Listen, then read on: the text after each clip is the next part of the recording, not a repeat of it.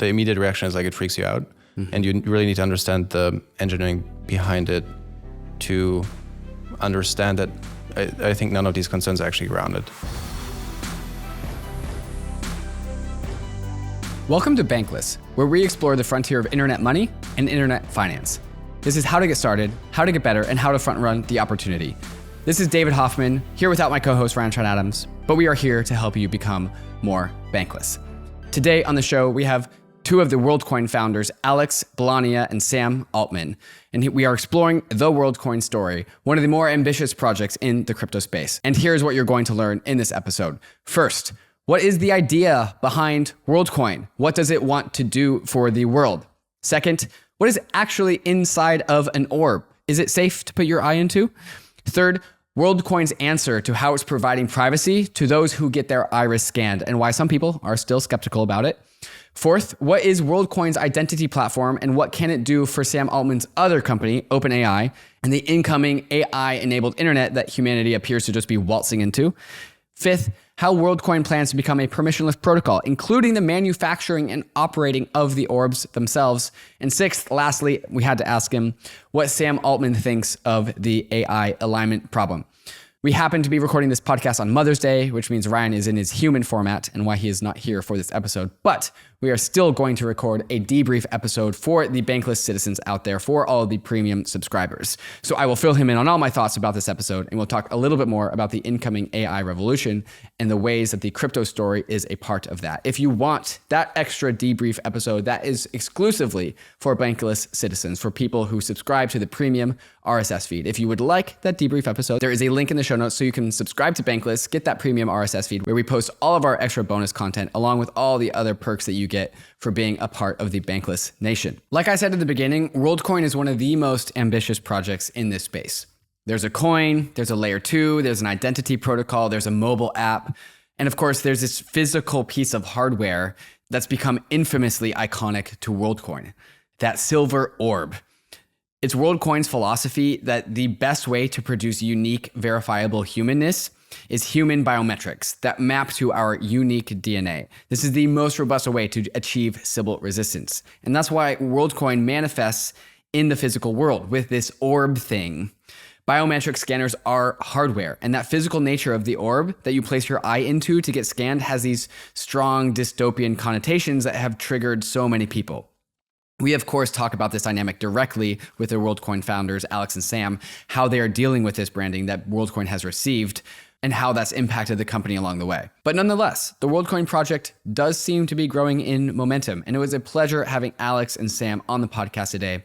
I hope you enjoy this episode, Bankless Nation, but before we get there, a moment to talk about these fantastic sponsors that make this episode possible, especially KRAKEN, our preferred exchange for 2023. If you do not have an account with KRAKEN, perhaps consider clicking the link in the show notes to get started today. KRAKEN Pro has easily become the best crypto trading platform in the industry. The place I use to check the charts and the crypto prices, even when I'm not looking to place a trade. On KRAKEN Pro, you'll have access to advanced charting tools, real-time market data, and lightning-fast trade execution, all inside their spiffy new modular interface. KRAKEN's new customizable modular layout lets you tailor your trading experience to suit your needs. Pick and choose your favorite modules and place them anywhere you want in your screen. With KRAKEN Pro, you have that power. Whether you are a seasoned pro or just starting out, join thousands of traders who trust KRAKEN Pro for their crypto trading needs. Visit pro.kraken.com to get started today.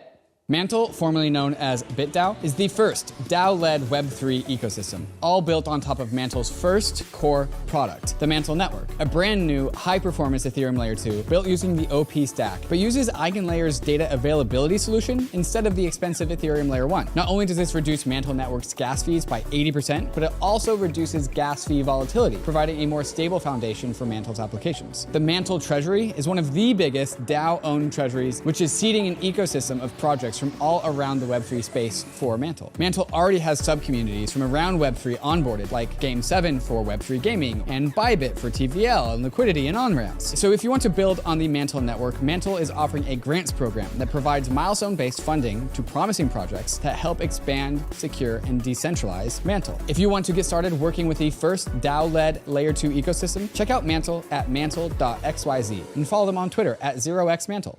ARBITRUM is accelerating the Web3 landscape with a suite of secure Ethereum scaling solutions. Hundreds of projects have already deployed onto ARBITRUM 1. With a flourishing DeFi and NFT ecosystem, ARBITRUM Nova is quickly becoming a Web3 gaming hub, and social dApps like Reddit are also calling ARBITRUM home. And now, ARBITRUM Orbit allows you to use ARBITRUM's secure scaling technology to build your own Layer 3, giving you access to interoperable, customizable permissions with dedicated throughput. All of these technologies leverage the security and decentralization of Ethereum and provide a builder experience that's intuitive, familiar, and fully EVM compatible. Faster transaction speeds and significantly lower gas fees. Are you a dev but you don't know Solidity? With Stylus, ARBITRUM's upcoming proposal for a programming environment upgrade, developers can write smart contracts in Rust, C, C++, and many more coding languages. ARBITRUM empowers you to explore and build without compromise. Visit arbitrum.io, where you can join the community, dive into the developer docs, bridge your assets, and start building your first app on ARBITRUM.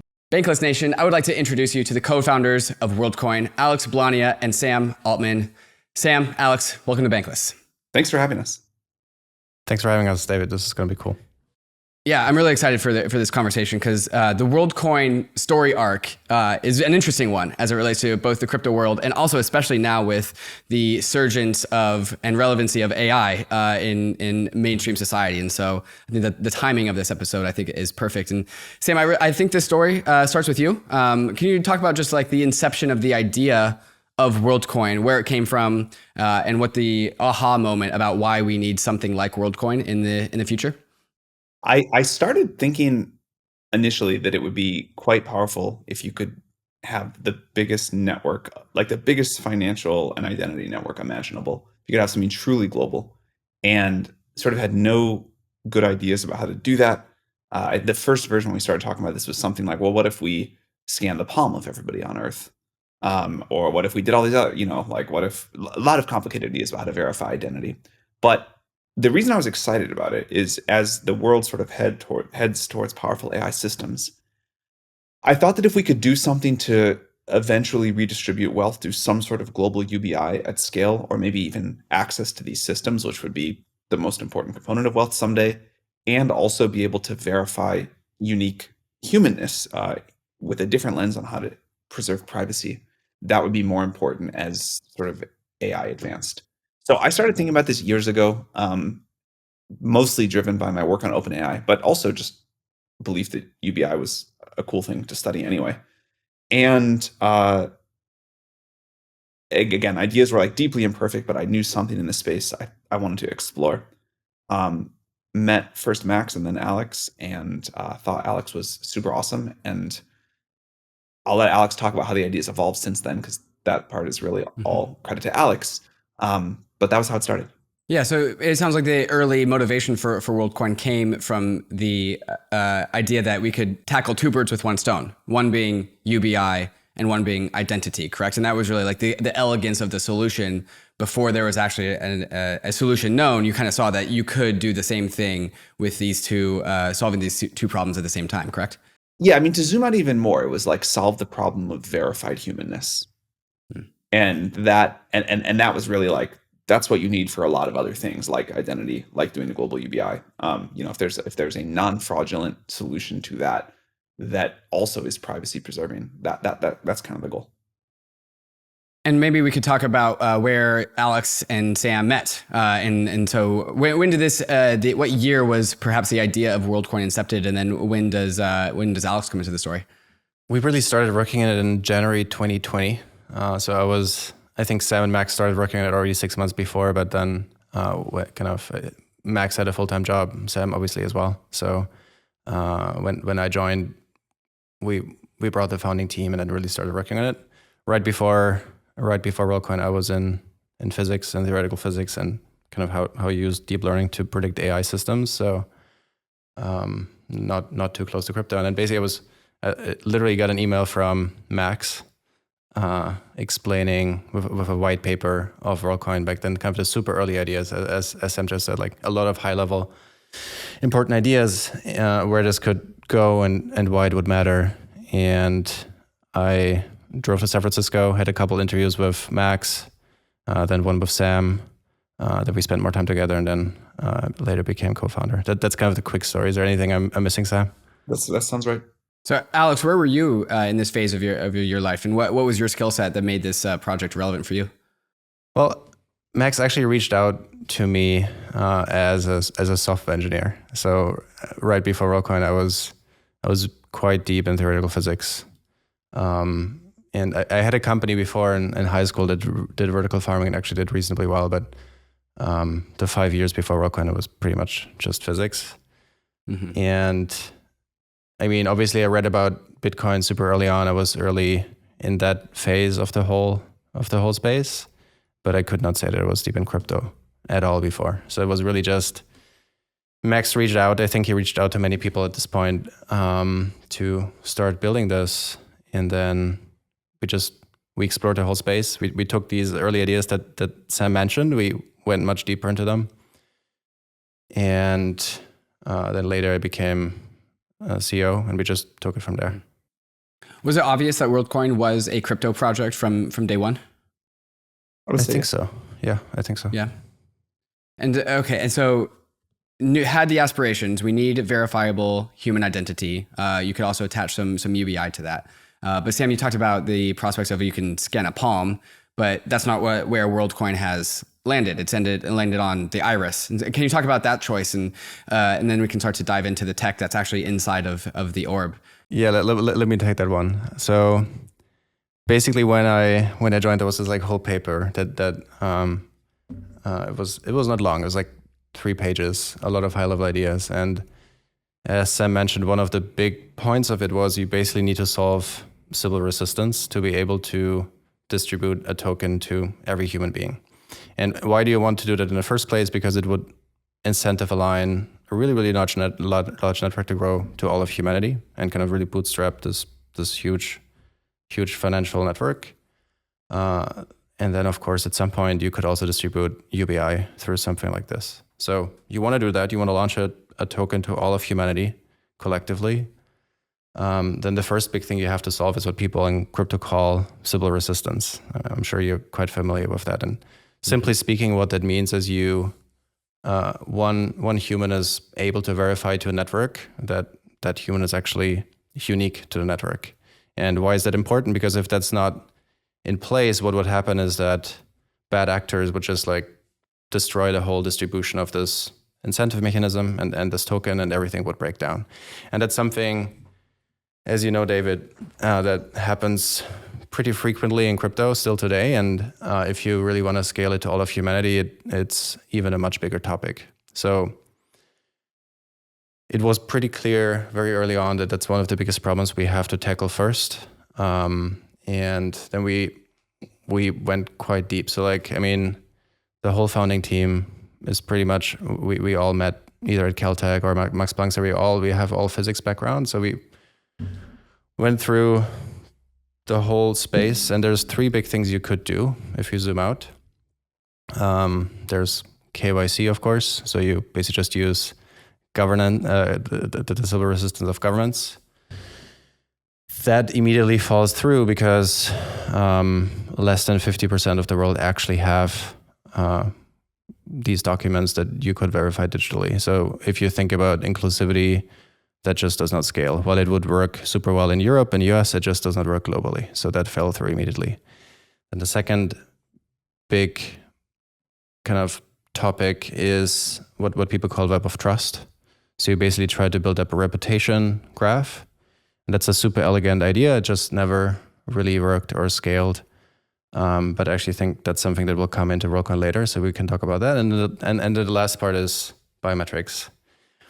And so we actually built implementations of all 3. We looked quite deep into KYC, we looked quite deep into web of trust, and then looked into biometrics itself. And before we get into this specific modality, which, as you mentioned, we use iris recognition, the first big thing you need to understand is all the things you use in your daily life. So your iPhone, for example, what that does is it re-authenticates you.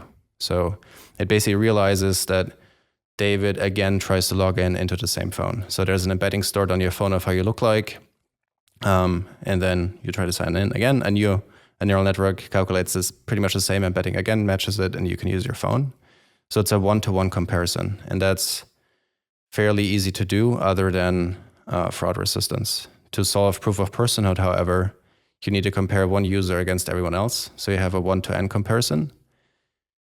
And the big problem with that is you just need much more entropy, so information about each user to make that work, because otherwise the fraud rate explodes exponentially and you actually hit a wall.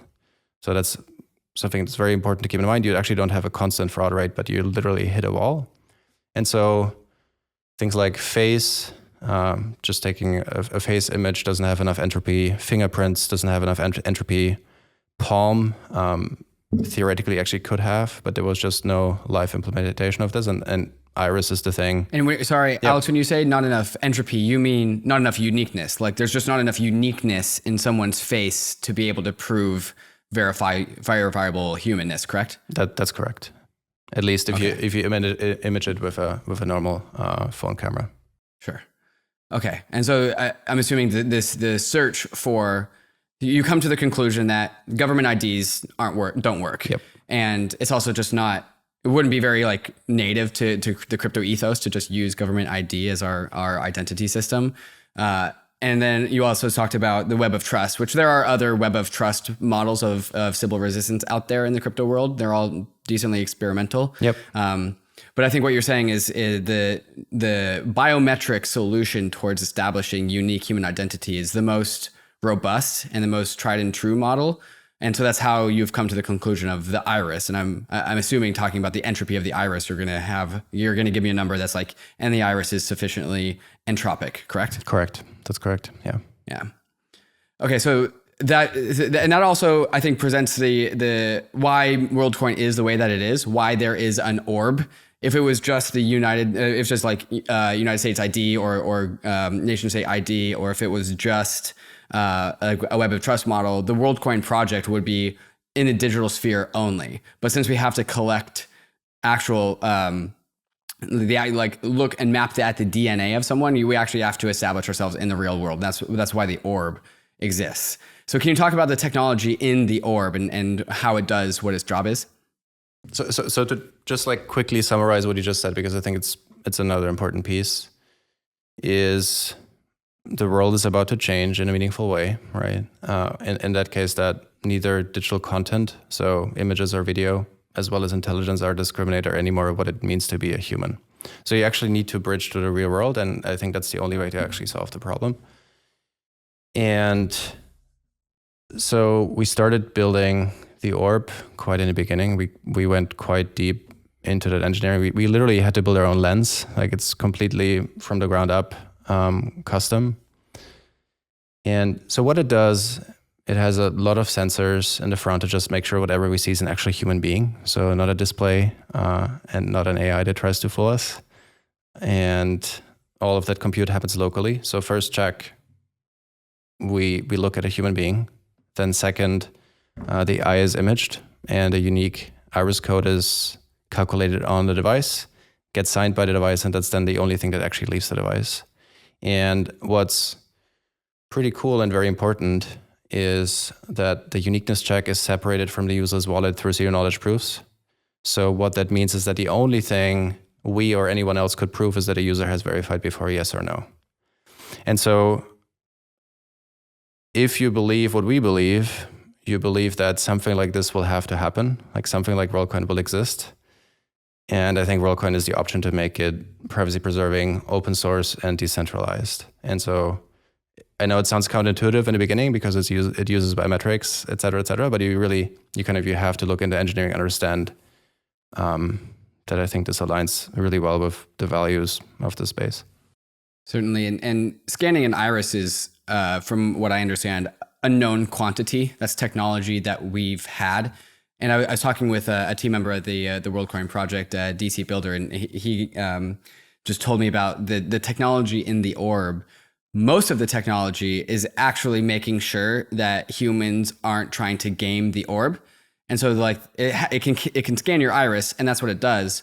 But most of the technology is making sure that humans aren't trying to game the orb in the process of getting their iris scanned. Can you talk about the layers of technology that are comprised in the orb to make this happen?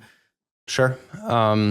So actually, I would not say it's most of it, because you have if you think about why the Orb in the first place, like why did we have to build custom hardware, which is like, it was not fun. Back then we were like 4 people in a small apartment in San Francisco, and coming up with the idea we need to build hardware devices and ship them around the world was really not fun. You actually solve 2 major problems, as you want, like one you just mentioned, which is fraud resistance. And that comes down to 1, showing something to the device that actually is not a human being, and 2, just physically attacking the device itself. So you can just go to the processor and try to insert data streams that are actually not from imaging. So that's 1. And then 2 is imaging resolution. So all the biometric imaging devices we tested back then, they actually also do not have enough to scale to all of humanity. They don't have enough resolution. So that's why we had to build our own lens and own imaging system and things like that. So this was like also like a lot of work. So I think it's pretty equally split. But to talk more about your question specifically, is the Orb has in front, it images multispectral. So what that means is you basically like you image in multiple wavelengths in the electromagnetic spectrum. So we have infrared, we have 3D time of flight, and we have multiple wavelengths with an infrared spectrum, just to make sure that whatever we see is an actual human being. So you could just show a display or even more complicated optical setups. So this was quite some engineering to get there. And then the cool thing is everything happens locally on a device. So there's 7 neural networks that in real time just like do all of these checks. And that's important because privacy, yet again. Is it accurate to say that the retina scan inside the Orb is perhaps the most advanced retina scan technology that exists? Probably. We don't know like whatever military has, but yeah, probably. Sure. Okay, and so just to really just drive this point home, and because I think this is really important, the goal of Worldcoin is to produce humanness, right? One human is one human in the world of Worldcoin, and this is especially important as the world of AI comes and those lines start to blur. We need to understand who is a true human, and crypto has other identity projects, other sybil resistance projects, but I think the point here that stands is that there's no identity project, proof of identity, proof of human project that is as sybil resistant as biology, as DNA. And so the Worldcoin Orb is meant to map onto an iris, and that is the strongest form of sybil resistance that we have.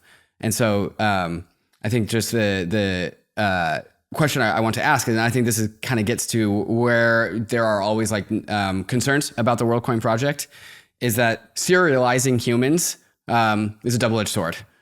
We in the crypto industry don't have a source of truth of who is a unique human, but the history of serializing humans has not been a good one. And this has been like the cause of concern around the Worldcoin project, is like the concern of privacy. So since you can scan someone's iris and prove that they are human, what's the story behind the privacy side of things? Like how does Worldcoin address the privacy issue? Well, first of all, we agree, right? So that's why we built it the way we have built it. So the first, like, there's just this counterintuitive thing going on that, of course, you have biometrics, and that first, the immediate reaction is like it freaks you out, and you really need to understand the engineering behind it to understand that. I think none of these concerns are actually grounded. And so within Worldcoin, it actually comes down to 3 big things. The first one is that the biometric data is not stored.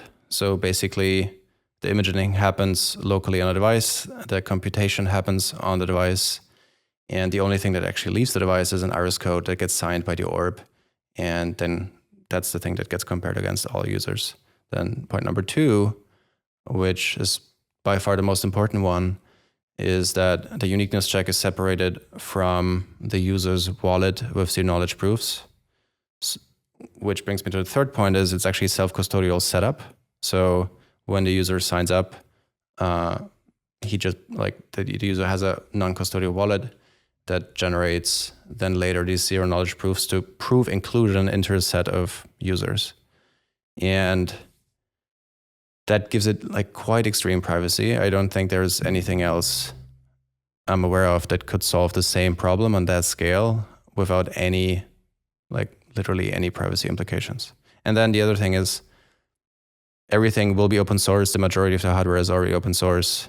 The firmware is getting released slowly because there's still some security concerns, but we're getting there.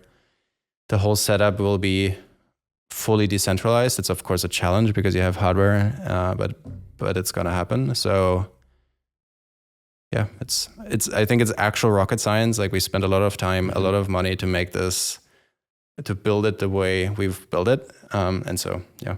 Understanding the system at a high level, it does seem like there's so many moving parts. There's the hardware inside of the Orb, there's the zero knowledge cryptography, there's the mobile app.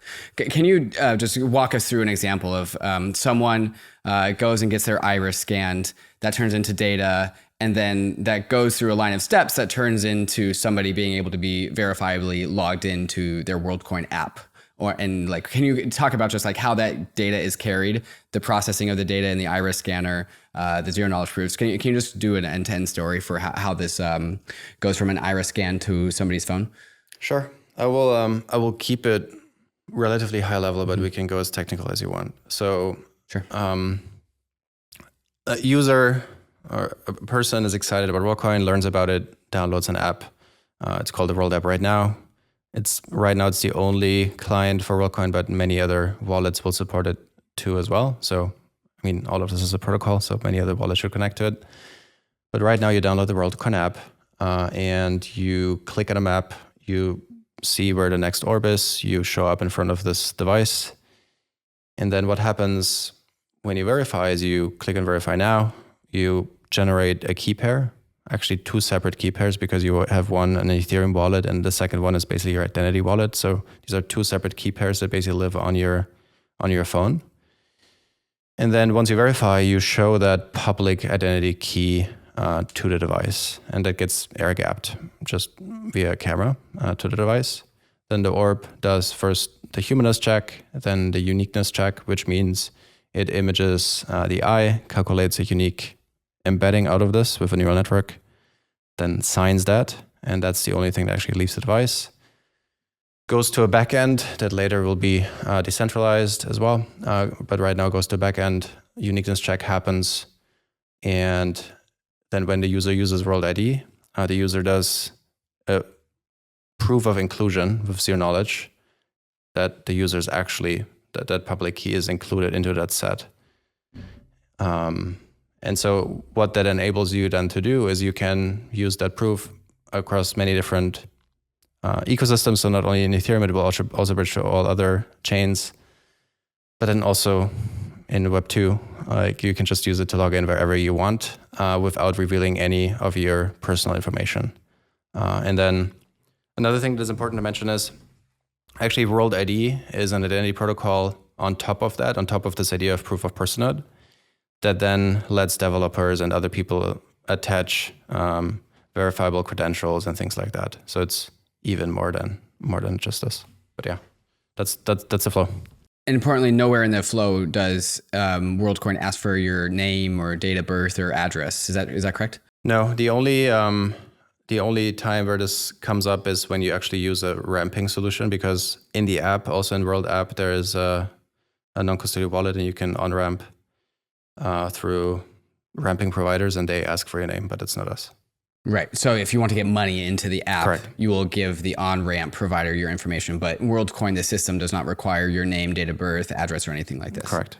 Okay, cool. And so this provides us a place for unique humans to have a public address, right? And so that is the net output of this, is like there is a new public address from the Worldcoin protocol, and that is because of the way that address is derived, verifiably human. And I think, Sam, one of the reasons why you're a co-founder of Worldcoin and the vision behind this is that you would find it and from the OpenAI side of things, and I think you hypothesize that the world will find it in the age of AI, that having a list of addresses of verifiable humans to be supremely useful. So why would that be useful in the next decade or century? Why do we need this in this coming era? Yeah, I think there will turn out to be other reasons besides the ones that I'll mention now. But when we think about these very powerful systems, these very powerful AIs that will exist in the world, I think the benefits from them, access to them, governance of them, that belongs to real people. And I think it's very important that AI is being built as tools for people. Now, there are a lot of ways that we could think about doing this, but there's a lot of advantages we like about the WorldCoin solution. And as Alex just explained, I think although the privacy vision is different than what people have maybe traditionally thought about, I think it's one that's very compelling. And I think it's also one that is very fair. Like, this is sort of the maximally inclusive system we can imagine. I also think that the ability to say, I'm a human, I created this content, or I'm at least endorsing this content, that's going to turn out to be important too, and another advantage to this sort of a structure. MetaMask has something new. Introducing MetaMask Portfolio. MetaMask Portfolio is the best way to view your crypto portfolio from a holistic level. See everything across all the chains all at once. In your portfolio, MetaMask will report the aggregate value of all the assets in your MetaMask wallets, and even the other wallets you import too. But MetaMask Portfolio isn't just a passive portfolio viewer, it is a place to do all of the money verbs that make DeFi so powerful. You can buy, swap, bridge, and stake your crypto assets. So not only is MetaMask the easiest place to see your wallets in aggregate, but it's also a powerful battle station for all of your DeFi moves. So go check out your MetaMask portfolio, because it's waiting for you to open it up. Check it out at portfolio.metamask.io.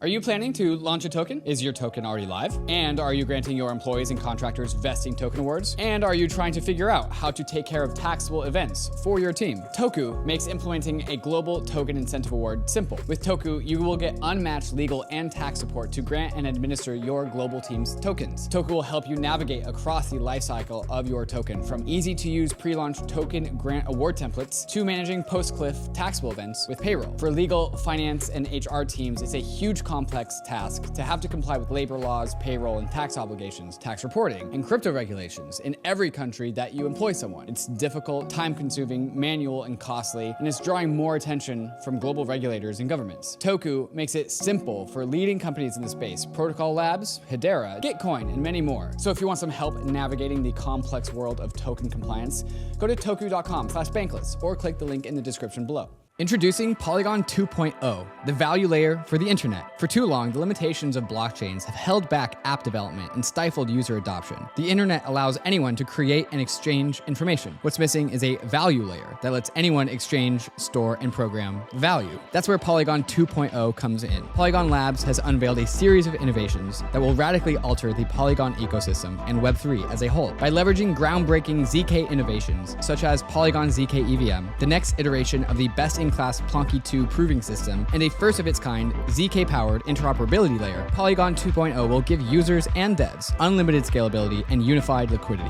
Right now, there is a Polygon improvement proposal regarding a potential ZK-powered upgrade of Polygon Proof of Stake. If approved, Polygon Proof of Stake would become a Layer 2 ZK EVM Validium. So make your voice heard on this proposal by joining the Polygon Discord today. You have a chance to help the Polygon community give the internet the value layer it deserves.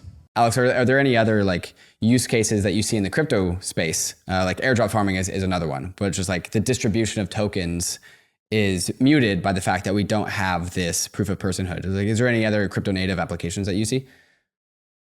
Oh man, so many.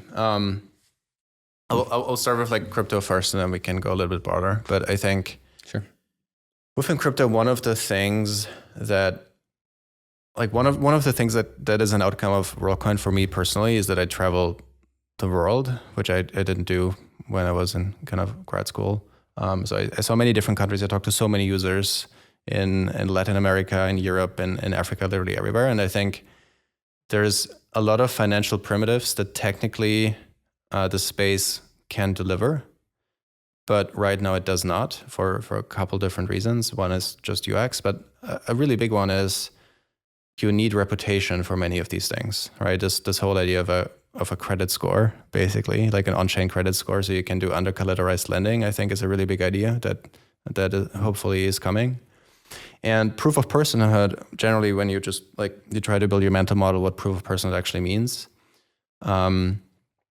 it's the foundation for identity. It's not identity.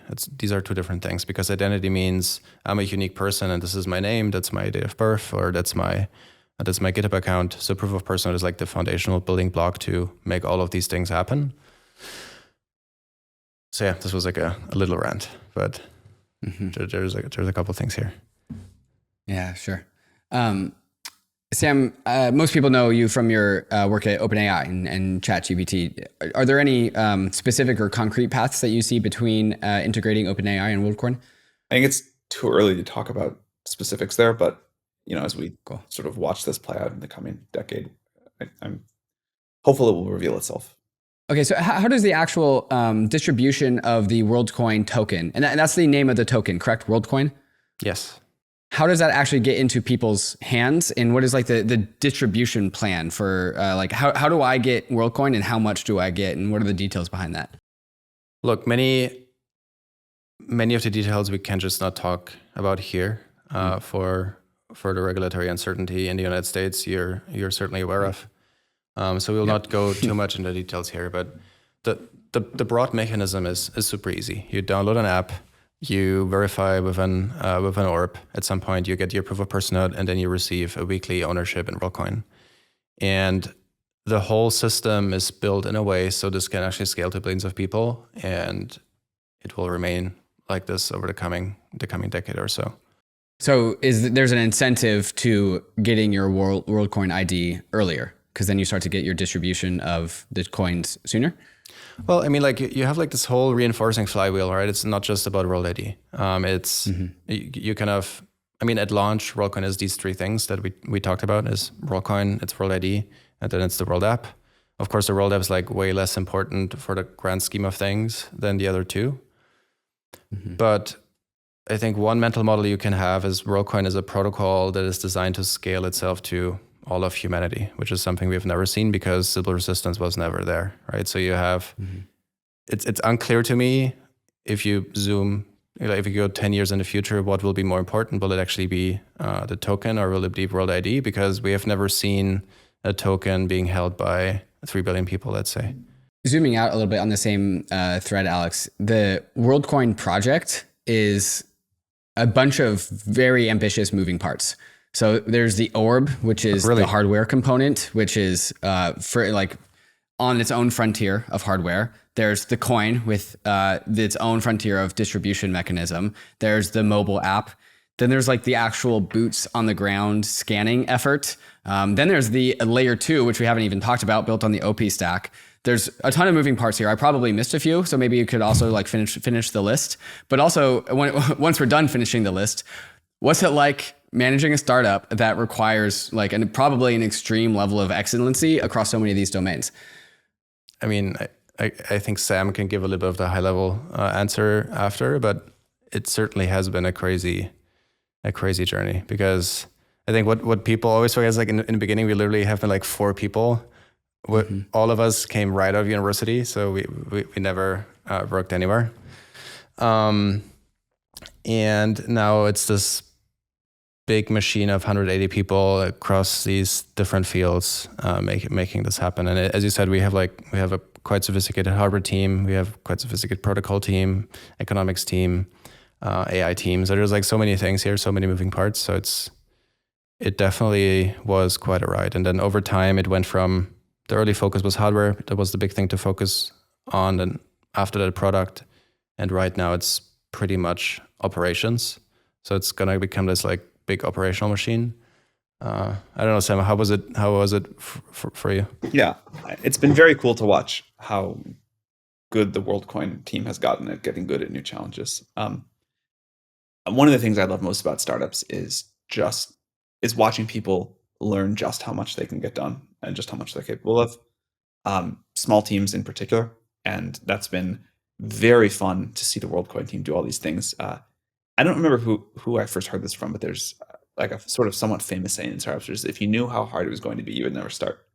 So it's important that you're like a little naive at the beginning, but you can accomplish like smart, driven, aligned, small groups of talented people can accomplish so much more than they realize, because their comparison is working in a big company or being in school or something like that. But even then, like the Worldcoin team has certainly outperformed expectations, even adjusted for that. Sam, what's your more like day-to-day involvement with the Worldcoin project? Maybe it's not day-to-day, but like where does your rubber meet the pavement with Worldcoin? Kind of whatever Alex needs. I tried it, and the rest of this. But what that looks like varies a lot, and I try to just sort of help anywhere I can. But there's no sort of specific like, oh, this is like my area or my project. Mm-hmm. Okay, so Alex, one component that I want to delve into is the layer 2. This was actually announced not too long ago that WorldCoin is building on the OP stack with Optimism. Can you talk a little bit more about that choice? Why that choice? Why a layer 2 on Ethereum? And also, like, what does the actual protocol do for WorldCoin? What's the actual mechanism inside of the whole project? Well, I mean, actually, what we announced last week, what you're talking about is actually that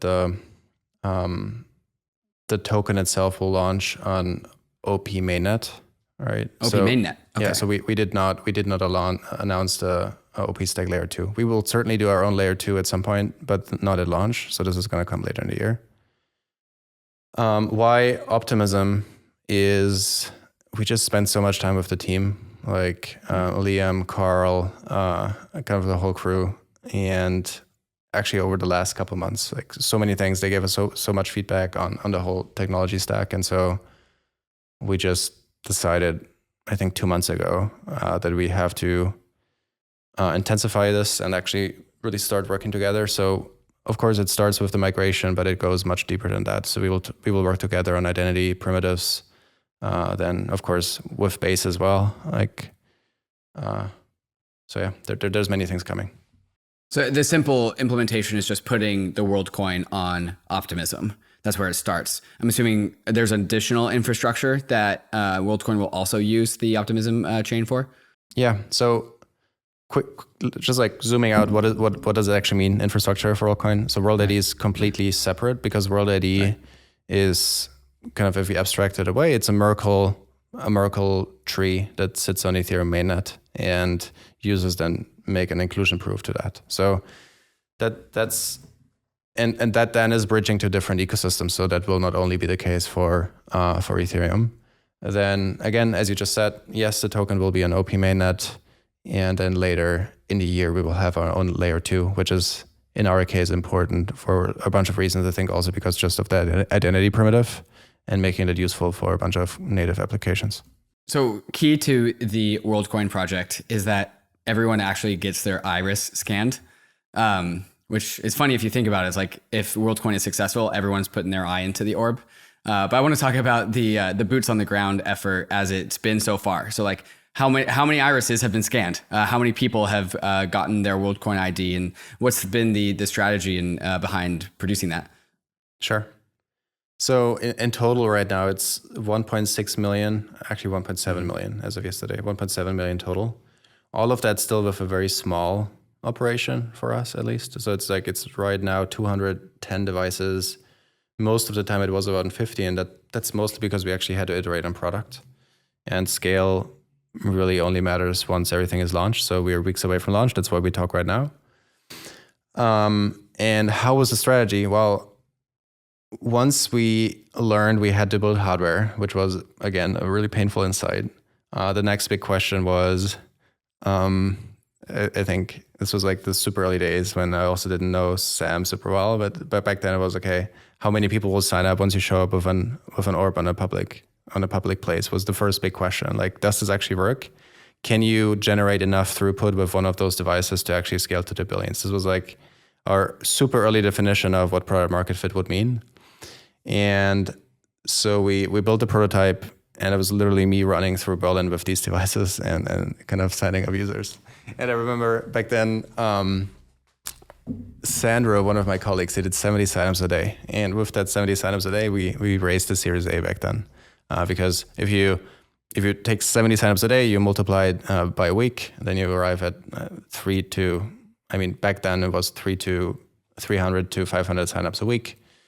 That means that tens of thousands of devices would be enough to scale to the billions. So it was like one of the very surprising things. And then from there, this was like phase 1, which was like super early proof of concept. Then 2 is we took it global. We had 15 devices that we just tried to deploy globally and across many different markets to understand if there's any fundamental roadblock that we are not aware of.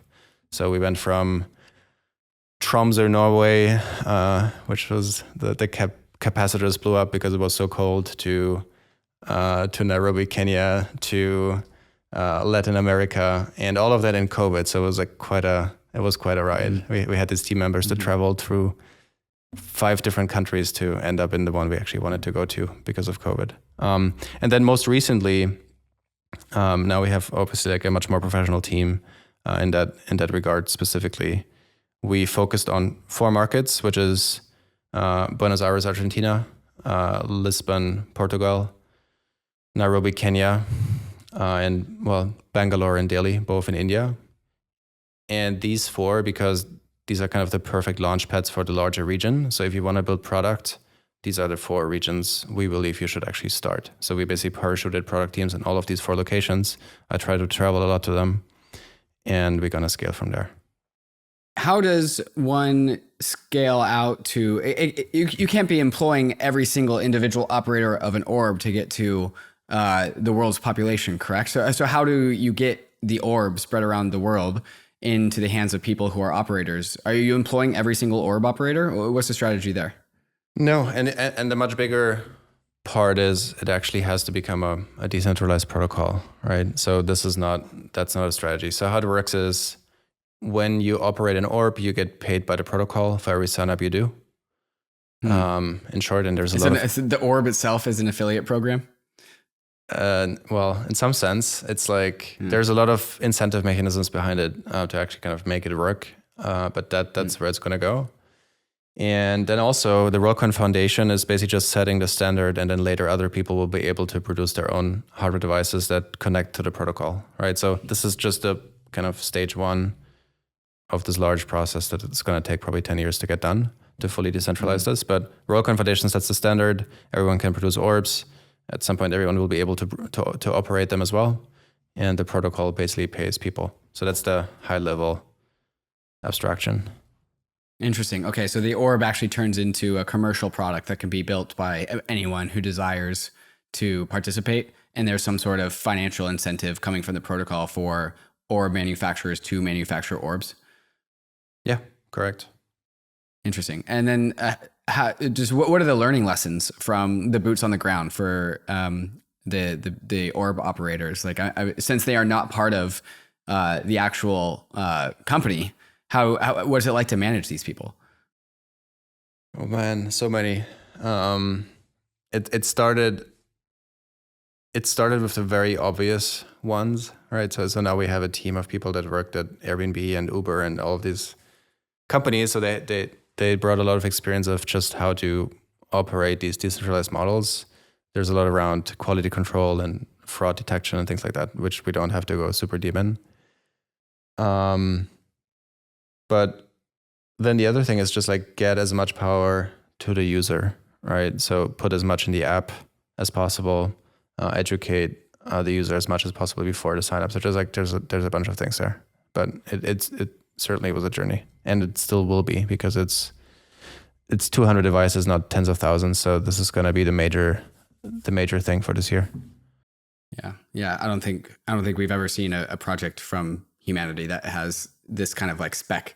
Where are we, would you say, Alex, in this roadmap for Worldcoin? So started in 2020. Alex, Sam said that the progress of Worldcoin, the professionalism from Worldcoin has exceeded expectations. So maybe we're a little bit further ahead in the roadmap. So where are we in the grand arc of the Worldcoin project, and how much left is there to do? I'm going to give my answer then. I'm actually curious about Sam's, but even though we worked on this now for a while, we are still extremely early. I mean, we are literally ahead of launch. That's why we talk right now. But there was just so much engineering that went into this and so much building that had to go into this. So we were super early. And of course, everything we have seen so far is extremely promising. That's why we're here. So we have like 600,000 MAUs in the app. We at more than 40,000 users a month with only 200 of those devices. There's like a lot of things that are super exciting. But 40,000 a week, not a month. What do you think, Sam? We have 3.5 orders of magnitude of growth in front of us. You know, it's hard to say it's anything but extremely early. Mm-hmm. Alex, I remember when the Worldcoin project debuted, and Worldcoin got absolutely hazed by the crypto industry. And I think it was kind of an expected outcome. Like, hey, stick your iris in this orb, and then you'll get some tokens. It was the spinal reflex. I think is pretty obvious. One thing I've noticed, however, is that it has attracted talent in ways that I haven't seen other projects. There's been a number of people who, there's actually been 2 instances in my life that I've been in a social situation, a social setting, and somebody from the Worldcoin company pulls out an orb. People inside of Worldcoin love the orbs. And so slowly, the Worldcoin team has continued to build, continued to iterate, attracted some talent, attracted people that were not on the Worldcoin team that are now on the Worldcoin team that I've respected just as builders and thinkers and developers in this space. And so there's been, not only has the project of Worldcoin progressed on its own trajectory, but the perception around Worldcoin has changed. Can you just talk about that experience? And so the initial, we actually didn't want to announce back then. There was a super annoying journalist leak that had us to react. So I was just imagine this vividly of like, we were back then a super small team. And because of COVID, I just lost my student visa. We were locked in this ridiculous situation. We were like sitting in a small town called Erlangen in Germany. And on a Friday night, I think 11 p.m., I get this email from a Bloomberg reporter. It's like, okay, if you don't react, we're gonna write about this, and everything blows up. It's like just the internet melts. Sam Altman is launching this like thing, and so 10 people in a small village in Germany trying to figure things out is like as early as it gets, basically. And of course, it was incredibly hard. It was like managing the team through this, and then also managing just like actually scaling the company, raising capital with that early pushback was super, super hard. But then, I mean, we just, as you said, I think we attracted incredible people, one of the best teams in the space for sure. But then not even within that industry, I think broadly speaking, we have like incredible people here. Just like this flywheel started happening, of then people also outside of Worldcoin got excited about it. And I think, of course, AI helped a lot with this because people just understand why this matters so much and why it's so important, and that actually might be the solution to one of the biggest problems we face. And the recent weeks was just incredible because now we get so much excitement and people are hyped about it. What do you think, Sam? How was it for you? I've been through some of these up and down cycles before, so I was less fazed by it. But this was the level of like personal attacks and hatred was definitely high. I remember like logging into Twitter one day. I try not to read a ton of Twitter because I think it's a little bit unhealthy, but I logged in one day right after and just spent like a long time scrolling through what everybody was saying. I was like, wow, these are quite personal attacks. Sam, do you also get that from the OpenAI side of things? Yeah, OpenAI has like, super fans and super haters. So you kind of get used to both. I think that there are certain people that, regardless of what you tell them about the tech inside of the orb and the zero knowledge cryptography, that just simply won't accept the privacy side of things. And they're super welcome never to sign up. Sure. Like I think that's like really important to keep saying. Right. Yes. I talked about on a recent Bankless episode, the weekly roll-up, that this episode was happening, and that I got breakfast with a Worldcoin member, and there was like an orb sitting on the table, just like a little ornament. It's kind of fun. And some people were like, oh yeah, Bankless is talking to the Worldcoin people. Like, wow, like can't believe they're doing that. Right. So some people are going to be this extreme case where that's for sure. But it's been amazing to me. And I don't even fully understand why, like how much it feels like the kind of like overall meme has changed. Mm-hmm. Yeah, the less extreme side of the crypto world seems to be keeping an open mind, but more than that, it feels like to me like an enthusiastic mind at this point, which is a big turnaround. Yeah. So what would you say? So like, I don't have the technical skills to actually be able to explain the separation of the privacy between like the identity and the app and all that stuff. there's great documentation that's very, very robust that listeners could go read, and they get the technical explanation as to how the privacy is actually maintained. But then I want to present the argument that like there's also the world of unknowns. Like ultimately there is the goal of Worldcoin is to scan everyone's irises. And while there is the technical explanation for why this is still secure, there's also just like, but you're still doing it. And so maybe we could reflect on that. Like Alex, what would you say to that feedback or criticism? Well, as you could imagine, I have a lot of these conversations. And I think for 99% of these conversations, the answer is usually just they actually did not read the docs, or they just did not try to understand what is happening. And so you can usually calm down people quite a bit with just actually going through the details and going deeper. There's this like much bigger headline, which is you should not have to trust us, and you will not have to trust us, right? Because things already are open source. And like that's a common pushback we get right now. And I think it's totally fair that not everything yet is open source. So this is obviously we move on that as fast as we can, but there's just like real world kind of trade-offs we have to work around. So yeah, just don't trust us. Like look at the documentation, look at the code. If you find something you don't like literally our head of engineering was the head of engineering of Zcash before, right? Just talk to us and we will figure things out. But I think we're in a pretty good place. So if people are piqued by Worldcoin as a result of this episode, what is Worldcoin looking for? What does it need the most to help move the needle the most? What do you guys need? We literally hire across the spectrum, everything from product to AI. In our case, it's not AGI, it's neural networks on edge to detect all kinds of fraud attacks. So it's a different kind of skill set, of course. But yeah, like literally across the spectrum. What you could imagine. If you're super operationally talented, if you're technically talented, just reach out. And Sam, since I have you here, really quickly, where do you stand on the AI alignment debate? I think there's. Let me try to talk about it in three different ways. Sure. Number one, we need to make a lot more technical progress.